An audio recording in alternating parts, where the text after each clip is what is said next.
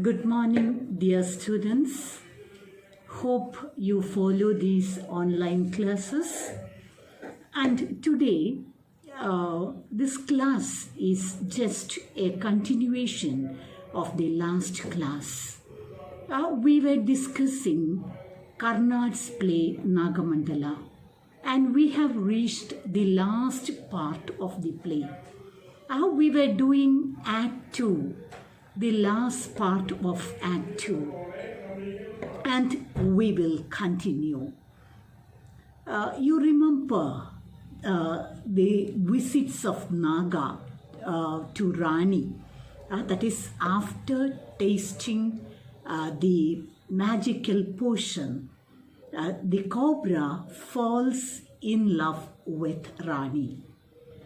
And in Act 2, the beginning itself, you have seen the Naga coming to Rani's house every day at night. And Apanna won't be there, he is there with his concubine. He will come back to Rani only during noontime. And so, Naga, when he enters the bedroom, he will be taking the shape of Apanna. And so for Rani, she doesn't know that it is Apanna, it is Naga. She thinks that it is Apanna itself. But she has some doubts about the character of Apanna in the evening and during daytime. During daytime, he is shouting at her, he frowns at her, but at night he is very loving and considerate. Rani was confused by these different behaviors, but even then she is happy. At least she can have some peace of mind at night when she spends with Apanna, who is actually Naga in disguise. And so the nocturnal visits of Naga continued. And again, in the last class, I told you, one day, Cobra, while it was crawling to Rani's house, it has to fight with a dog, and the dog was killed. And then Apanna brought a mongoose, and there is again a fierce fight between the Naga and the mongoose. And here, this time also, Naga, or rather the cobra, was able to kill mongoose. But it received much wounds over his body, all over his body. And so it entered Rani's room. But Naga, who is disguised as Apanna, today is very tired. There were wounds, bruises all over his face and body. And Rani applies ointment over his body, and she feels that the blood of Apanna is very cold. And we know that reptiles are cold-blooded creatures. However, Rani has no doubts at all. She is a very innocent village girl. Finally, after that day, for a fortnight, Naga didn't come because it was so tired, and so it was very sick. And for a fortnight, Naga didn't turn up, and Rani was very sad, and she worried why her husband has stopped these nocturnal visits. However, now Rani realizes that she is pregnant. Finally, on the 15th day, Naga comes back. He is now healed of his wounds. And so Naga comes to Rani. And Rani asks him why he didn't come in the evening all these days. Naga doesn't give a clear answer. And now Rani told the Naga that she is pregnant. And Naga was totally confused.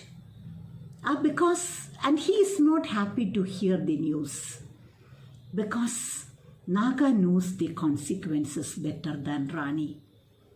And Naga even feared that this will be the end of their relationship.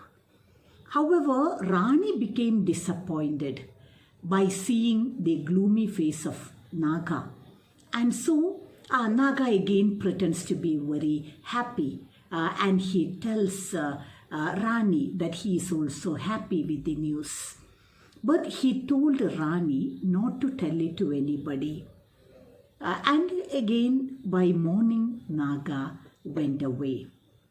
And after a few days, by this time, Rani's tummy is becoming bigger and bigger. She is pregnant. And so, one day, Appanna, when he comes at lunchtime, he notices the big belly of Rani. And he understood that Rani is pregnant. And he becomes terribly angry.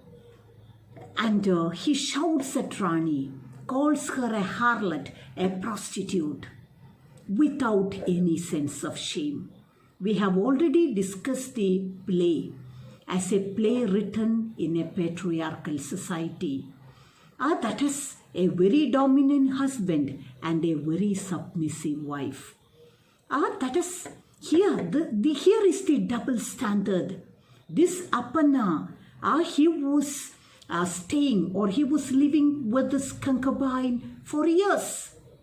And he doesn't feel ashamed of it at all. And he has no sense of shame. He feels that it is his right. And what right such a man has to shout at his wife? This is the double standards of the Indian society because of the patriarchal pattern. And he shouts at her and he says, I locked you in the room from where you got the lover. I want to know who it is. To whom have you gone with your sari off?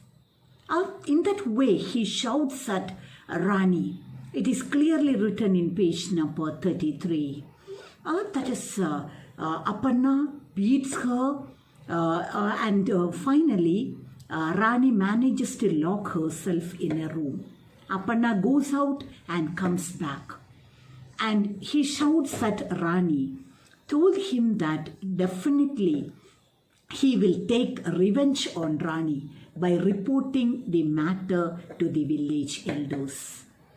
And Rani is very sad. She doesn't know the reason why Appanna behaves like this. But she is very silent. I told you she is very, very submissive. And so Rani is very silent, but early morning itself, Appanna goes out. He meets the village elders and reported that his wife is an adulteress and that she is pregnant now. And Appanna made it very clear to the village elders that so far he has no relationship, physical relationship with Rani. And so they decided to take action on Rani. And again, I told you about the double standards. See, Girish Karnad, he actually places a mirror before the Indian society, the rural Indian society. He doesn't suggest any solution, but he presents a clear picture, a slice of the Indian society before us.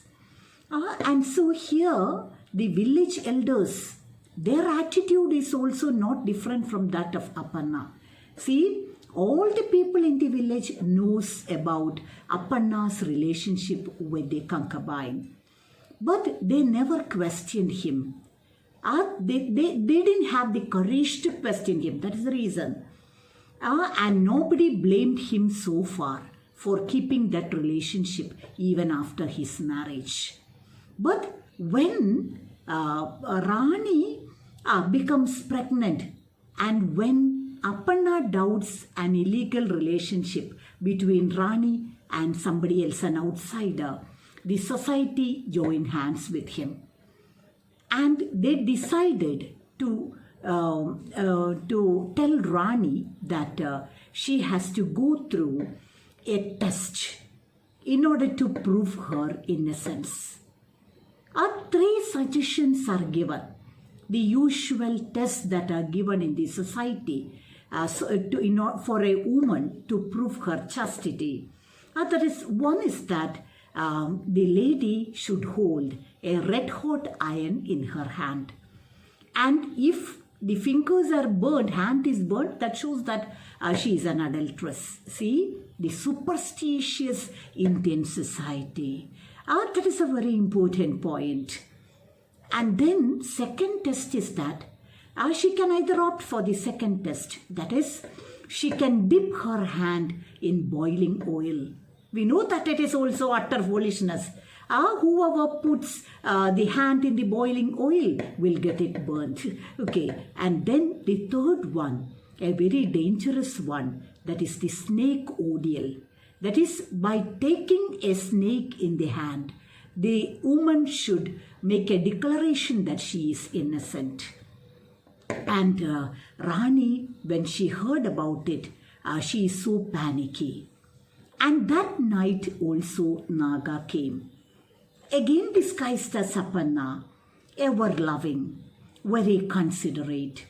And Rani is very, very sad and disappointed.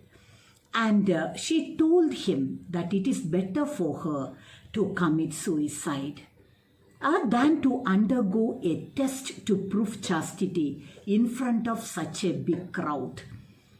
She is so disappointed. But Naga, who is disguised as Aparna, consoles her, and he told her to take up the snake ordeal. But Rani says that, no, I am afraid of the snake. If I see a cobra, I will become unconscious, I will faint. But Naga told her that if she is telling the truth, nothing will happen to her. Cobra will not do anything on her. And then by morning, again Naga departs. And this is the day when Rani will be taken before the village elders. The whole village is crowded there. Everybody to victimize this poor 18-year-old girl. And so here Rani told the elders that she will take up the snake ordeal. People were all frightened. It is very dangerous to take a cobra in hand. And Rani was also afraid. But we can say, we have seen Rani making a comment to Naga when he visited the last night. See, I am afraid of my husband more than a cobra or even death itself. And so before Rani, she becomes totally disappointed. And she understood that there is nobody to help Rani. By that time, Kuridava, the blind lady, she has become mad because she lost her only son Kapanna. And Kuridava believes that Kapanna is taken away, is captured or enslaved by a Yaksha woman, a fairy. And so Kuridava became mad. There is nobody to help Rani. And so Rani takes up the snake ordeal. She goes to the anthill, takes the cobra in her hand, and then she makes the declaration. After coming to this house as the wife of Aparna, I have touched only this snake and Aparna, my husband. I swear. And now the whole villagers are waiting to see the reaction of the snake. But a real miracle happened. Cobra didn't do anything. And it is the very same Naga. Instead, it slowly moves down the shoulders of Rani. And it spreads its hood over the head of Rani as if Rani is wearing a crown.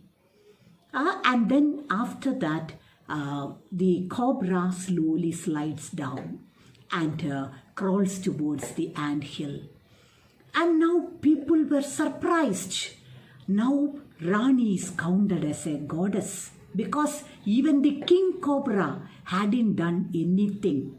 It had spread its hood over the head of Rani, indirectly declaring that she is a goddess. She is goddess incarnate.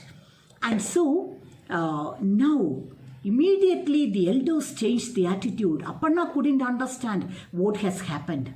Even now he is sure that he hadn't even slept for a single day with Rani.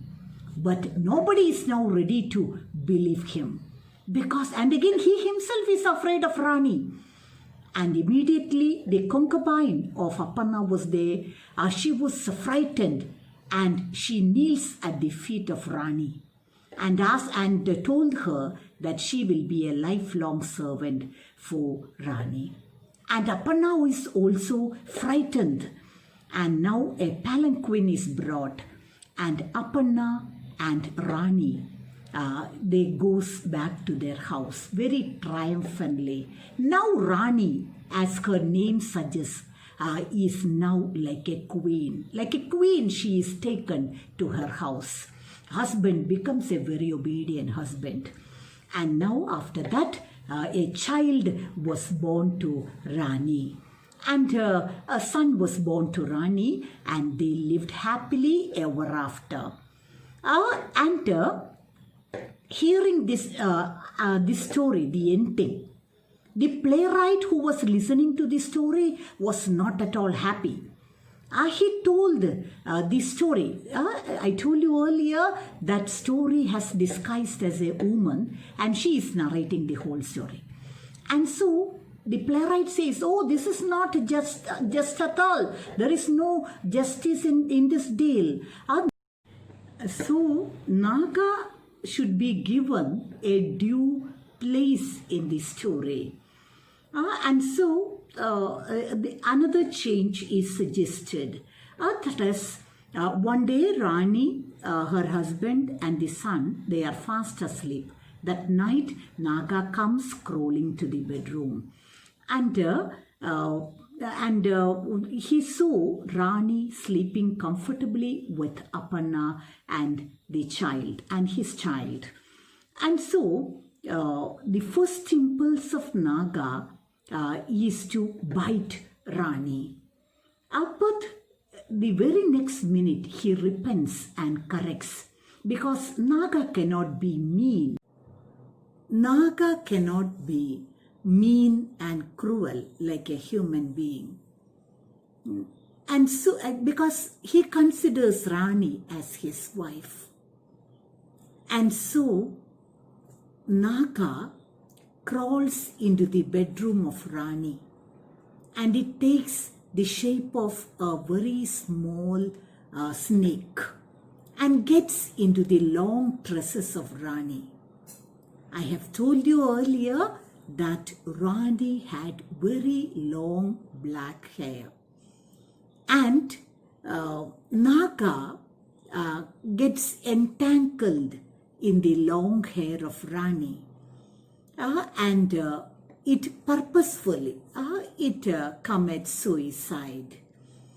And then Rani feels a great heaviness in her head and a terrible headache.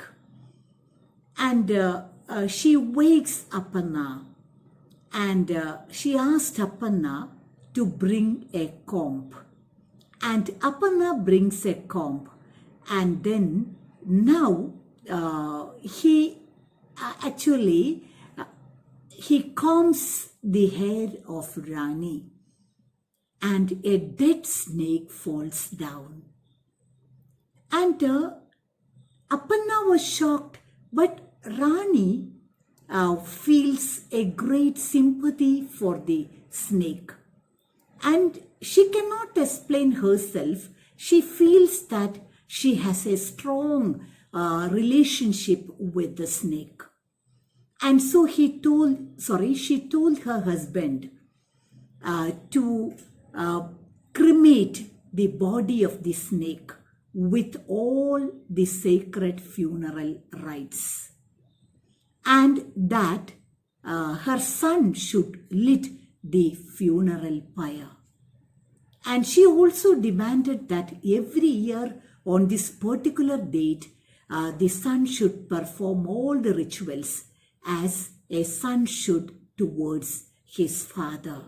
Aparna cannot understand anything, and Rani also cannot explain anything, but he obeys Rani. And the snake was buried. But now the flames are angry hearing this ending. And they told the story, a suicide for Naga is not fair. And now story says, okay, I will make again another change. And there the story says that Naga becomes a very small snake, and it gets into the long tresses of Rani. And Rani feels great heaviness and headache. Aparna brings a comb and combs the hair of Rani. And a live snake falls down. And Aparna runs to take a stick to kill the snake. But Rani feels a great affinity towards the snake. She took it without Aparna seeing. She puts the snake back into her hair. And she told the snake, you remain there without troubling me. I will adjust with your weight. And it is said that Naga lived in the long tresses of Rani after that. And this is the third ending of Nagamandala. I'm sure that there are many loose ends for the play, many improbabilities in the play. But you cannot blame Karnad because he had already declared that it's a folk tale. And in a folk tale, you can have many loose ends and improbabilities. However, we have concluded the story. We have already discussed different points, very important they are. The intentness in the drama, then the mythical framework of Nagamandala, the patriarchal society that is presented in Nagamandala, and again how the playwright views Naga as a lover, Aparna, the male chauvinist, as a typical Indian husband, and Rani, the innocent girl, who fears her husband more than a snake or death. These are all usual scenes that you will see in an Indian society, in this male-dominated society. And so we have made a critical evaluation of the play also. Hope you have enjoyed the play, and for the time being, we will wind up. Thank you.